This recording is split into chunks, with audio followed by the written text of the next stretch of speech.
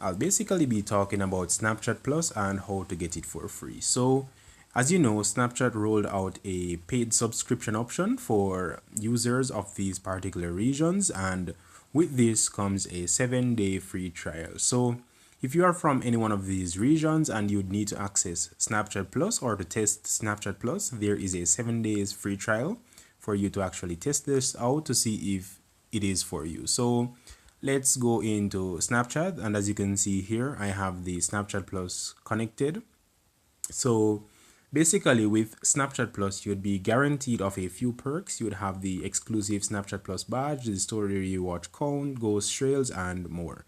So basically, in order to get it free, you'd need to be a part of one of those locations which I have indicated earlier, and then you need to access the free trial.